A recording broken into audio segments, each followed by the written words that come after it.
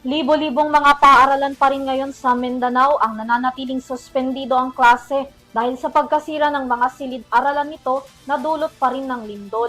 Ayon sa Kagawaran ng Edukasyon, mga bitak at nasirang pader ng mga gusali sa paaralan ang dahilan kaya hindi pa ito maaaring ipagamit sa mga guro, estudyante at iba pang school personnel.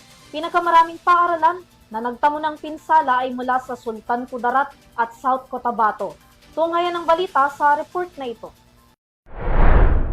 Ilang araw matapos tumama ang magnitude 7.8 na lindol sa malaking bahagi ng Mindanao, kita pa rin ang pinsalang iniwan nito sa mga estruktura sa iba't ibang lugar at hindi rin nakaligtas dito ang mga paaralan. Sa paunang assessment at pag-iinspeksyon na ginawa ng engineer ng Department of Education o DepEd, makikitang malaki ang iniwang bitak ng lindol sa mga pader ng ilang paaralan. May mga gumuhuring pader at bubungan na hindi paligtas para sa mga estudyante, guro at iba pang kawani ng eskwelahan.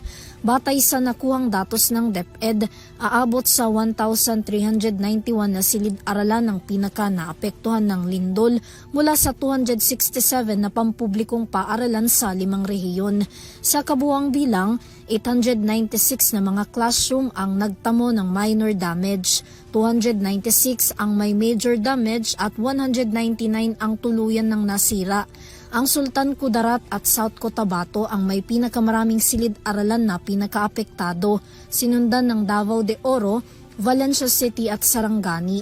Dahil dito, nananatili pa ring suspendido ang klase sa 8,208 na mga eskwelahan na kasalukuyan ngayong nakasailalim sa bagong guidelines ng DepEd Level 4 na hinto o stop bilang bahagi ng Learning Continuity Emergencies. 818 naman ang nagbalik na sa face-to-face classes. Samantala sa ngayon, naglabas na ang Kagawaran ng Edukasyon ng 235 million pesos na pondo para sa pagpapadala ng 130 fully equipped Learning Continuity Space o LCS na may kasamang emergency power at Starlink Wi-Fi para sa mga apektadong rehiyon. Naglaan din ang ahensya ng 7.7 million pesos na gagamitin naman para sa clean-up operations sa 267 na mga paaralan at 43.9 million para sa minor repairs ng mga silid-aralan. Nagkatakda namang gamitin ng ahensya ang Standby Quick Response Fund o QRF para naman muling maitayo at mapalitan ang mga nawasak na gusali ng paaralan.